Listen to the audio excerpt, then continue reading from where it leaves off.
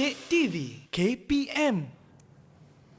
Kembali lagi bersama dengan kami di slot menengah rendah Didik TV KPM. Hari ini kita belajar mata pelajaran pendidikan Islam. Untuk topik kita, Hijrah Detik Bersejarah. Masih lagi bersemangat? Jom kita teruskan kelas kita pada hari ini. Ustazah, dipersilakan. Okey, baiklah. Tadi kita dah belajar tentang kronologi dan kita sambung pula dengan kesan peristiwa hijrah. Jadi apabila Rasulullah dengan secara bersusah payah meneruskan perjalanan yang jauh dan akhirnya sampai macam-macam cabaran, dugaan yang dilalui sebenarnya oleh Rasulullah, kepayahan dan daripada impak hijrah itu terdapat 4 aspek yang kita nampak dari segi kesannya, iaitu yang pertama adalah daripada aspek agama. Bila cerita tentang agama, sudah pastilah ia merujuk kepada ajaran Islam ataupun dakwah Islam itu sendiri semakin tersebar luas, bukan sahaja di Madinah atau di Yathrib ini, malah di negara atau negeri sekitarnya. Yang kedua dari aspek sosial, yang mana kita dapat lihat kehidupan masyarakat di negara Madinah itu sendiri berubah kepada satu sistem yang lebih baik. Untuk pengetahuan murid-murid, sebelum kehadiran Islam, masyarakat di Madinah ini adalah masyarakat yang berperang antara satu sama lain. Mereka telah menumpahkan darah. Tapi dengan kehadiran Islam, kehidupan mereka lebih baik, mereka boleh hidup dengan rukun dan damai dan dapat orang kata merubah kehidupan mereka tadi dengan keadaan orang kata menjamin keselamatan, tak ada ragu-ragu nak keluar rumah. Yang ketiga pula dari aspek politik, tertegaknya negara Islam pertama yang berdaulat, yang mana negara Madinah merupakan negara pertama yang ada satu perlembagaan bertulis yang cukup lengkap yang kita kenali dengan Piagam Madinah. Dan kerana itu negara Madinah ini telah orang kata mendapat satu penghormatan, pengiktirafan daripada negara-negara luar tentang wujudnya ataupun adanya, terbinanya negara Islam ini. Yang terakhir adalah dari aspek ekonomi, yang mana apabila kedatangan Islam, sistem muamalat yang berlaku, kita telah menggunakan sistem Islam. Jadi oleh sebab itu tiada lagi monopoli, tiada riba, tiada lagi penindasan, dan akhirnya ekonomi semakin berkembang kukuh dan orang kata jalinan atau jaringan perniagaan ini semakin meluas. Dan untuk itu, Syafiqah, mari kita imbas kembali apa yang kita dah belajar sepanjang pada hari ini. Betul. Jadi daripada awal lagi, kalau kita ingat, Ustazah telah mengajarkan kepada kamu tentang teknik 4W dalam menguasai maksud hijrah itu, iaitu perpindahan Rasulullah dan umat Islam dari Mekah ke Madinah pada tahun ke-13 Hijrah atau 13 kerasulan. Yang kedua, Ustazah ada terangkan tentang faktor. Faktor itu apa? Faktor itu adalah daripada isyarat Allah, akidah, untuk mempertahankan akidah kerana pelawaan daripada musyrikin, pelawaan daripada kaum Yathrib, kaum Yathrib, dan akhirnya kerana kemuncak penentangan oleh orang-orang musyrikin Mekah itu sendiri. Kemudian kita belajar tentang peristiwa. Peristiwa hijrah ini berlaku urutannya kalau dari segi tempat adalah daripada kota Mekah ke Gua Sur, kemudian ke Quba dan akhirnya ke Madinah. Jadi kalau kita ingat balik, siapa boleh ingatkan kembali bagaimana pula urutan peristiwa dari aspek tarikh, daripada aspek masa. Siapa nak cuba? Mencabar soalan ni, tapi siapa nak cuba boleh angkat tangan. Siapa nak cuba? Mencabar juga ni. Siapa boleh ingat? Okey. Adik nak angkat tangan? Boleh? Kau susah nak pilih? Amin. Okey, Amin nak cuba. Amin. Okey, mantap Amin. Okey. Di Mekah, bilakah Amin? 27 Safar. 27 Safar. Kemudian kita ke Gua Sur. Bila tu? 1 Rabiul Awal. Okey. 1 Rabiul Awal itu berakhir di Gua Sur untuk memulakan hijrah seterusnya ke Quba. Bilakah di Quba ini? 8 Rabiul Awal. Ya, betul. 8 Rabiul Awal. Sebab Rasulullah bina masjid pada 8 Rabiul Awal. Dan yang terakhir sekali di Madinah, bila tarikhnya?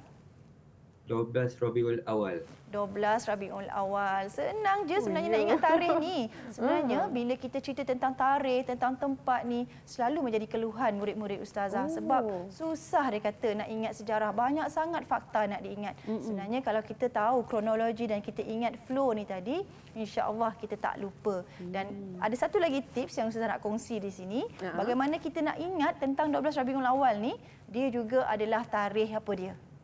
12 Rabiul Awal. Siapa nak cuba? 12 Rabiul Awal ni tarikh sampai ke mana? Tu dia. Amin lagi. Amin lagi. Tarikh kelahiran Rasulullah sallallahu alaihi wasallam. Tarikh kelahiran Rasulullah. Okey, Nabil pula. Apa lagi 12 Rabiul Awal ni, Nabil? Tarikh kewafatan Rasulullah. Tarikh kewafatan Rasulullah. Alhamdulillah. Masya Allah. Nampaknya selain daripada cerita hijrah ini, murid-murid ini dia sudah faham dan sudah tahu tentang sejarah siapa Rasulullah sallallahu alaihi wasallam. Alhamdulillah. Alhamdulillah. Okey. Ustazah nak bagi markah ke ataupun boleh dia bagi jangan markah lupa Ustazah? kita bagi markah juga untuk mereka. Untuk Amin satu, Ya. untuk Nabil satu Ya, betul. Okey. Dan yang terakhir, kesan daripada hijrah itu kita telah bincangkan tadi, baru Ustazah terangkan tadi tentang dari aspek dakwah agama, dari aspek sosial kehidupan masyarakat, dari aspek politik bagaimana, juga dengan aspek ekonomi yang semakin bertambah baik. Dan untuk itu anak-anak, murid-murid Ustazah di talian, Ustazah ingin bertanya, kita dah belajar bagaimana sukarnya hijrah. Hijrah itu bukan saja perubahan dari tempat ke tempat, malahan daripada satu kehidupan yang lebih baik. Penghijrahan itu adalah perubahan perpindahan kepada kehidupan yang lebih baik. Jadi, bagaimanakah setelah kita belajar hijrah ini, anak-anak ustazah ini, anak murid ustazah, kamu menghayati hijrah itu dan hijrah itu dapat membentuk kecemerlangan diri. Apa pandangan kamu? Bagaimana caranya untuk nak bentuk kecemerlangan diri? Baik, siapa nak cuba bagi pandangan dia? Boleh Ustaz tanya setiap seorang? Boleh siapa Ustazah. nak mula? Siapa nak mula? Sebab semua kena jawab. Okey, silakan. Okey, silakan Firdaus.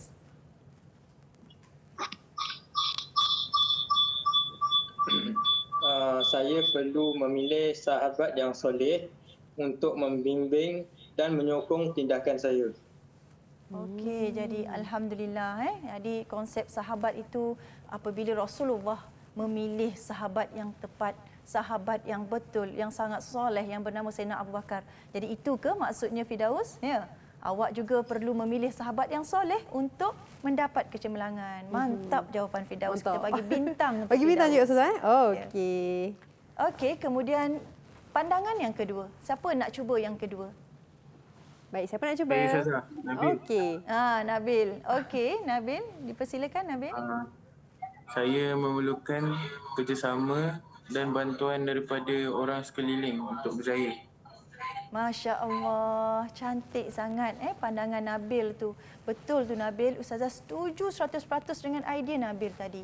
Sebab kita tak boleh mendabik dada. Apabila kita berjaya di atas, ingatlah orang yang sama-sama membantu kita mendaki tangga tadi. Dan kalau kita imbas balik dalam peristiwa hijrah, macam Ustazah sebut, walaupun figura pentingnya adalah Saidina Abu Bakar dan Rasulullah, tetapi kita tidak lupa bahawa di sebalik dua insan ini, adanya insan-insan lain yang membantu, termasuklah orang yang menunjukkan jalan.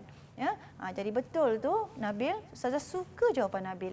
Kita bagi bintang Ustazah? Ya, betul. Okey, Kita hebat bagi orangnya bintang. okey. Okey, Ustazah, teruskan.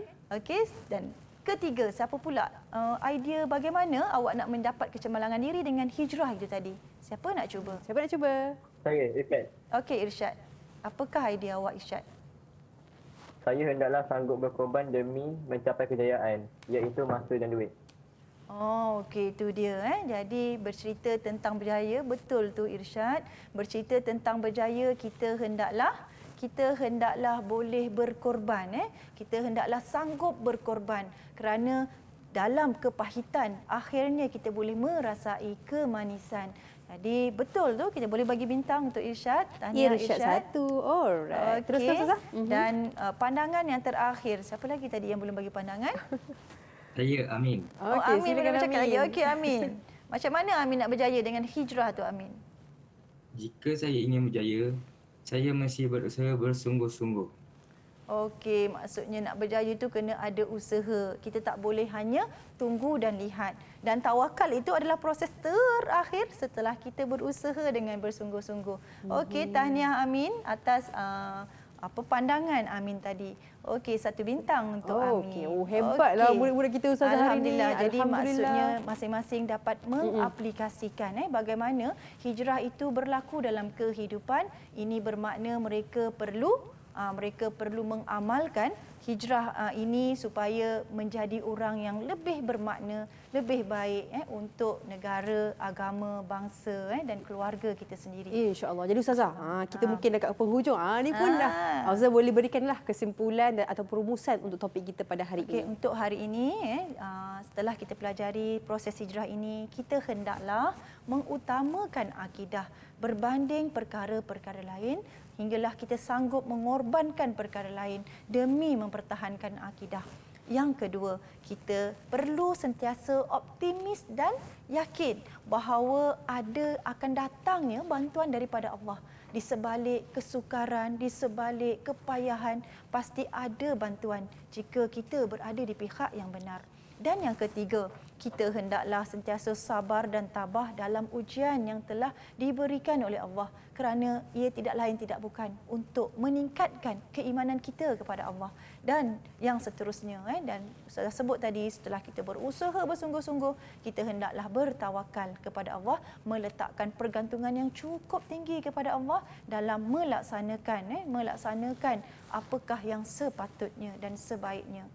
Okey, Syafiqah. Baik, itu dia kesimpulan daripada Ustazah berkenaan dengan topik kita pada hari ini, hijrah detik bersejarah. InsyaAllah banyak manfaatnya untuk kami semua. Jadi Ustazah mungkin nak sambung sedikit ke? Okey, Ustazah nak ulas sedikit sebagai penutup sebelum kita berakhir. Jadi anak-anak murid Ustazah yang Ustazah kasihi, yang ada di rumah maupun di talian, anak-anak, jadilah yang terbaik di mata Allah, yang terburuk di mata sendiri, dan sentiasa bersederhana di mata manusia lain. Iaitu petikan kata-kata daripada Saidina Ali bin Abi Talib. Dan yang kedua, daripada Abu Daud, hadis riwayat Abu Daud, hijrah itu tidak akan terhenti sehingga tertutupnya pintu taubat. Dan pintu taubat tidak akan terhenti sehingga matahari terbit dari barat.